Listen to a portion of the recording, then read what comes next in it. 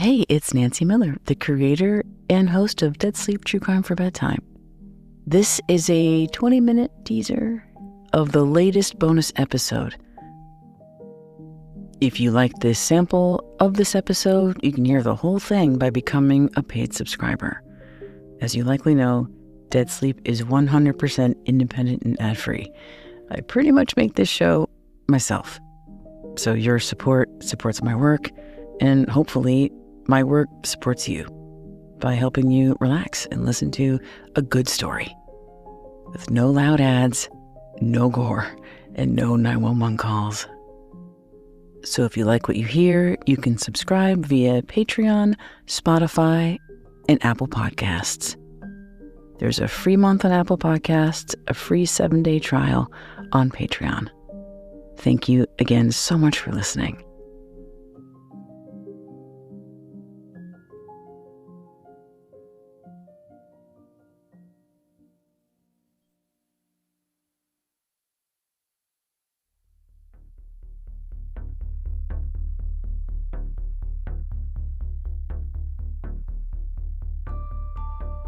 It was a plot straight out of an old movie, almost too cliche to be true.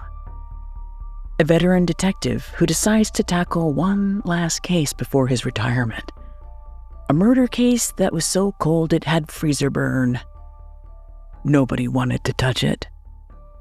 A violent and shocking murder of a young woman that took place decades ago, but with virtually no evidence, no DNA, and a ticking clock until his final days on the force.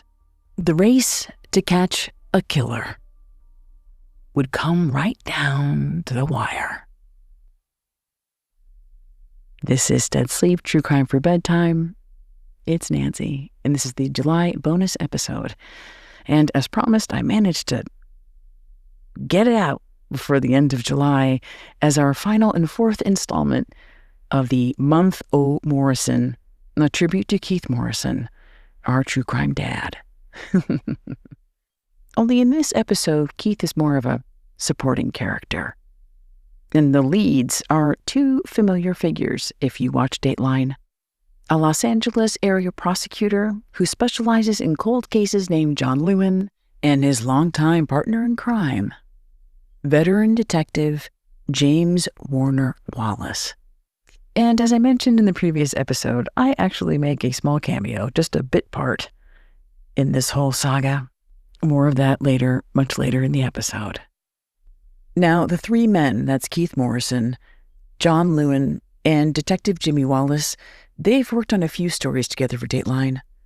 But this one, it's one of the most sprawling, one of the most complicated, and for Keith Morrison, one that was a little close to home.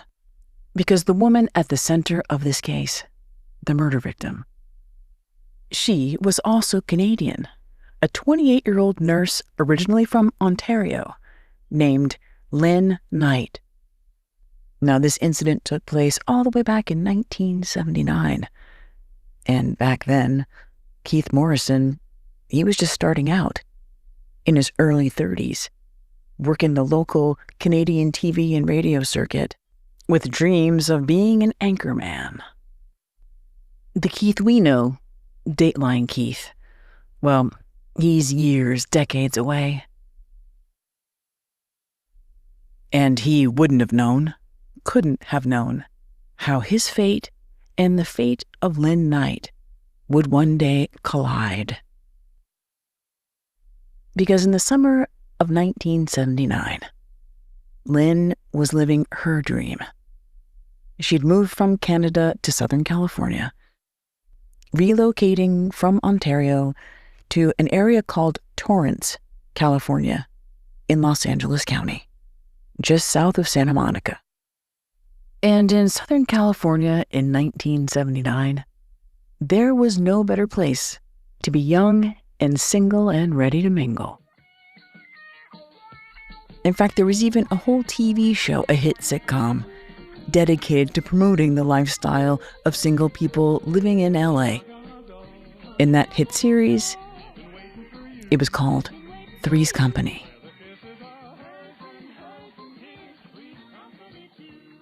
The iconic series, which aired from 1977 to 1984, was like a micro version of Friends with bell-bottoms.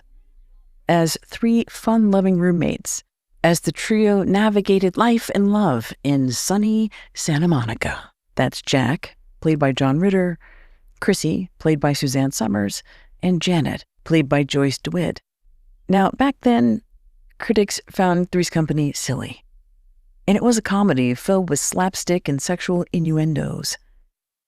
But at the time, Janet and Chrissy were a new type of woman, independent working women, and they represented a growing trend of female autonomy. They were best friends with their platonic male roommate, Jack, and while to many it seemed superficial, in their own funny negligee-wearing way, they presented an alternative to the traditional role of a 20-something woman, one where you could have a career and enjoy a fabulous single life, date around, have some fun, and settle down only when and if they wanted to.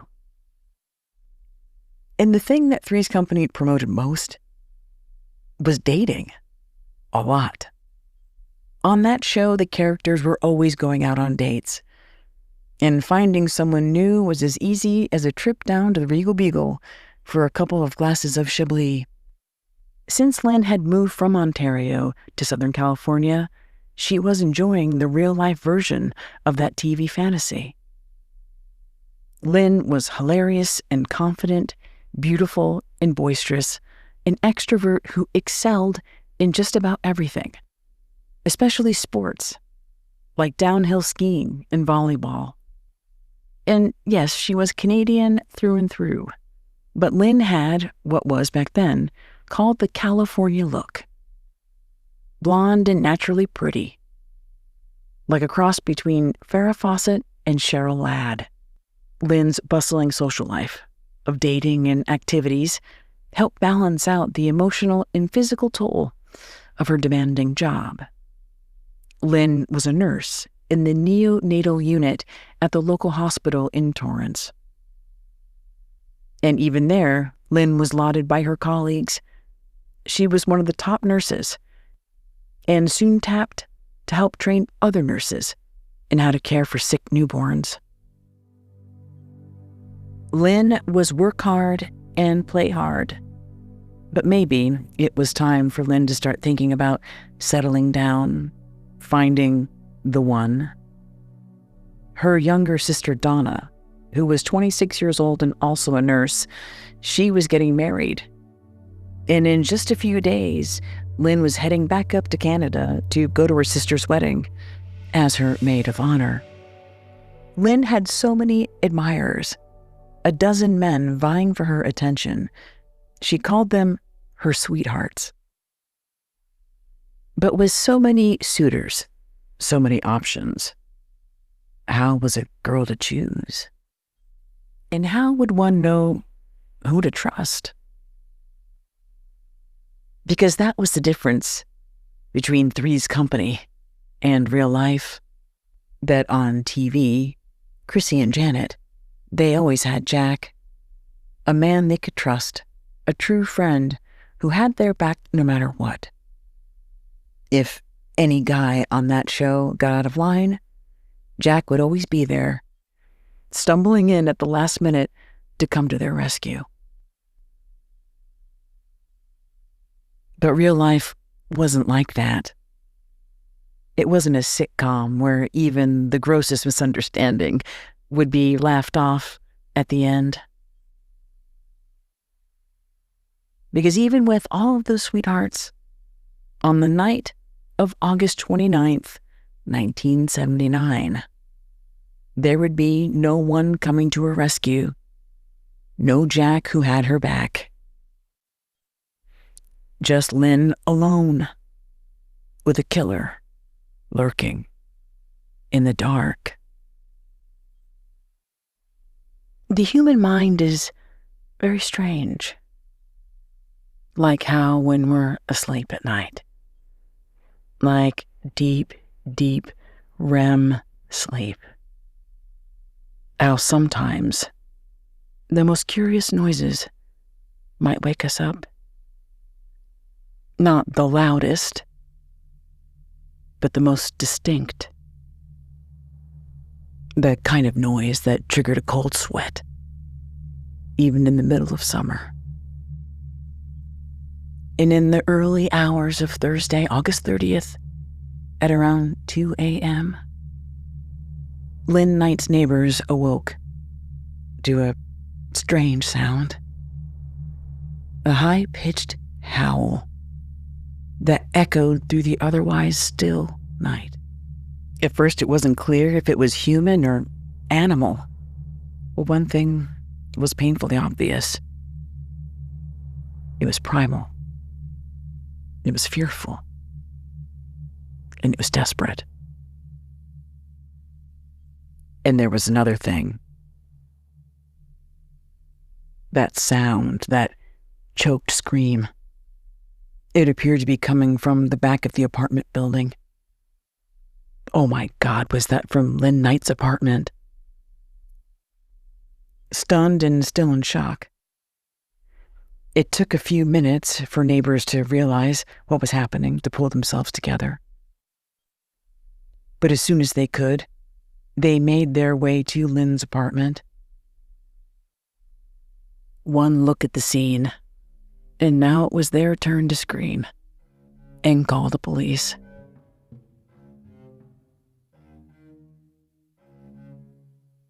The first cop to arrive was a patrolman named Ed. He had recently moved from a small town to the bigger city, and this was his very first crime scene. Assuming it was a crime scene, he wouldn't really know. He'd have to investigate. He was alone, waiting for backup, and he wasn't sure what he was going to find, but he knew enough to tread carefully. He followed a trail of blood that led him past the two-story duplex in the front through a narrow courtyard straight to Lynn's studio apartment in the back. Once at the front door, he made note of more blood. Smears on the front doorknob. He saw the door was ajar, and, careful not to touch anything, the cop pushed the apartment door open cautiously, gently with his baton. He stepped inside. The place was completely dark and silent. He reached for his gun. The standard issue LAPD Smith & Wesson revolver, just in case. It was department policy to announce yourself. Police. But there was no answer. And once in the bedroom, he could put his gun away. There was nothing to be afraid of here. Because the worst you could possibly imagine, it already happened. It was baptism by fire for this cop.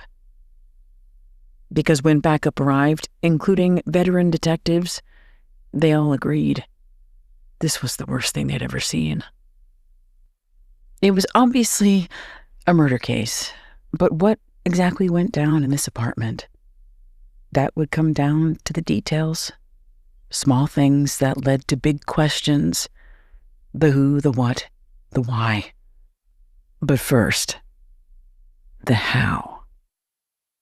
The apartment was small, but between the blood and the chaos, the overall crime scene was a muddled mess. Like a tornado had swept through, overturning furniture, turning a ficus plant on its side. There also appeared to be two possible murder weapons. A knife and something else, an 18-inch piece of wire. One of the cops on the scene recalled he'd seen something like this before. That piece of wire. Only not in real life, only in the movies. One of the biggest movies of the 1970s, Francis Ford Coppola's The Godfather, where a piece of wire, as thin as a wet spaghetti noodle, but as strong as steel, was the weapon of choice in two shocking on-screen murders. You might remember the killing of Don Corleone's most trusted henchman, Luca Brasi, by a rival family, and the strangling death of Carlo Rizzi, Michael Corleone's treacherous brother-in-law. And that wire, when used as a weapon, it's called a garrote. Now, Lynn, she was from Canada, not Sicily, so obviously this wasn't a mob hit. But the use of that garrote, detectives wondered, maybe it meant something. That, first of all, whoever did this, they'd planned it. This garrote was handmade. And by the looks of it, it was made with a chilling amount of TLC. The handles on the garrote were made of wood. An old mop handle, it looked like, that someone had sawed into two pieces, then sanded down smooth for easy gripping. Someone had also carefully drilled holes and inserted screws into the wood handles to affix a piece of wire, which, upon closer inspection, was actually two pieces of wire, strung together for maximum impact. In The Godfather, the garrote was the weapon of surprise and of silence. Because with the right amount of pressure and force around a victim's neck, the wire tightens around their vocal cords, so it's nearly impossible for them to make a sound. In The Godfather, the garrote is a weapon of treachery. And the victims, those targeted, were ones who were deemed deceptive and disloyal. And the act of strangling someone, well, it was also intimate, which suggested maybe whoever killed Lynn felt betrayed. Detectives believed what had happened here went beyond murder. It was overkill.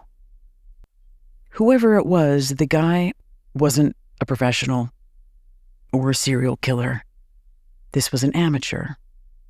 Someone who'd put great effort into making this garrote, likely fantasizing about how this murder would all go down, but was ill-prepared when things didn't go as planned. Judging by the crime scene, it appeared Lynn's killer surprised her while she was asleep in bed, and the killer likely imagined the rest would be like Luca or Carlo. Like in The Godfather, it happened so fast that they didn't even have time to fight back, scream out, only suffer.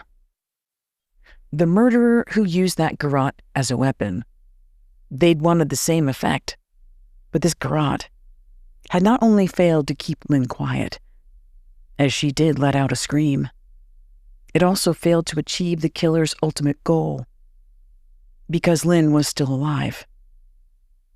In realizing the garrote wasn't going to work, detectives believed this killer panicked, rushed and grabbed one of Lynn's own knives from her kitchen, and then, in a frenzied fury, fatally stabbed Lynn, which included the slashing of her femoral artery, leading to Lynn's ultimately dying from exsanguination, severe blood loss.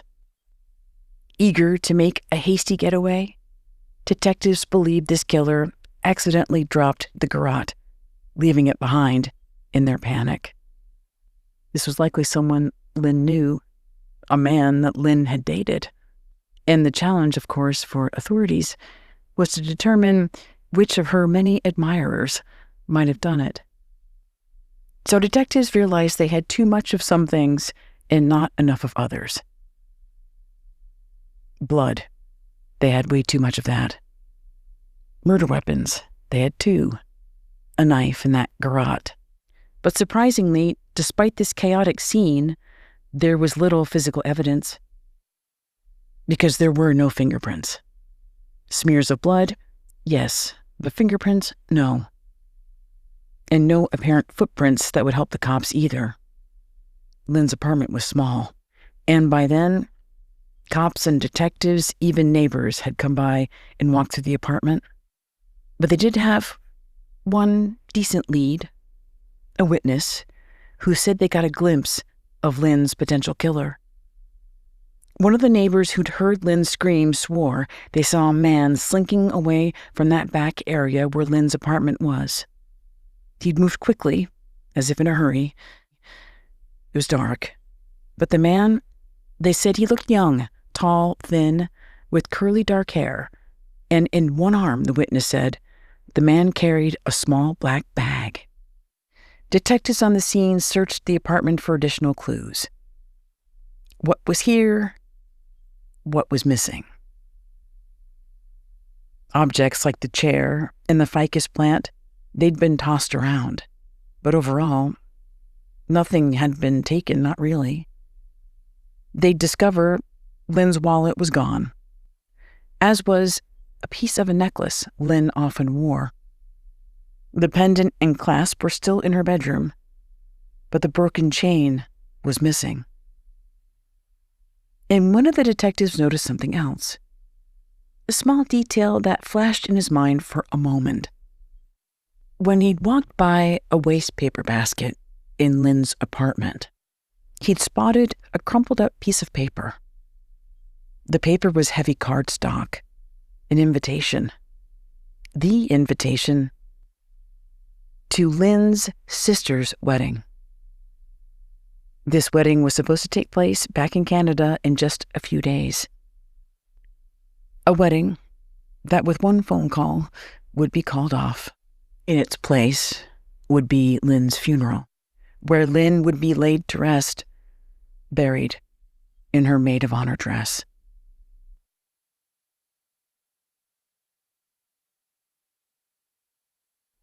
The morning of Lynn's murder, police arrived too late to save her life, but they were able to act fast with a physical description of the possible suspect that went out to other cops on patrol.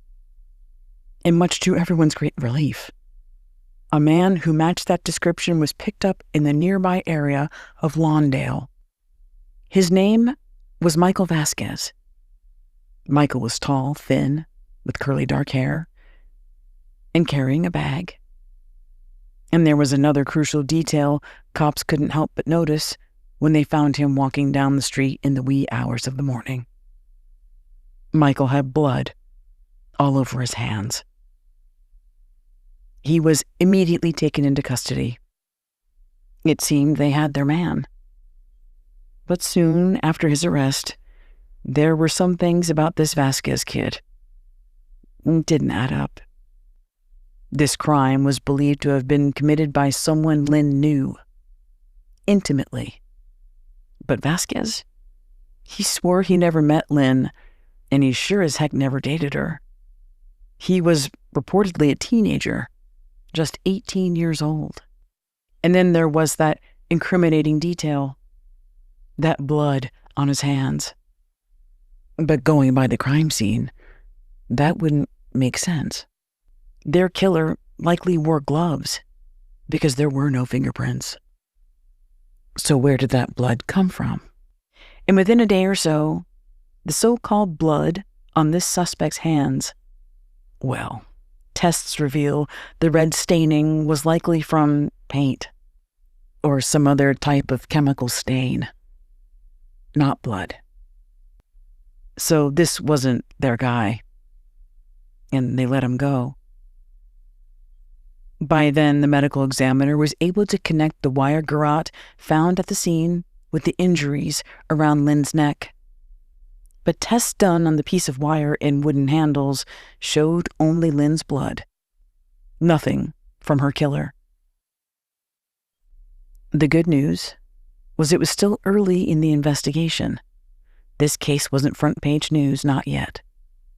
So with the window of time they still had, authorities started in the most logical place.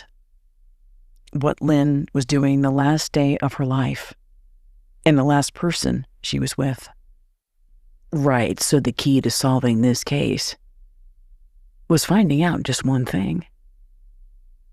Which one of Lynn's many sweethearts caused her bitter end?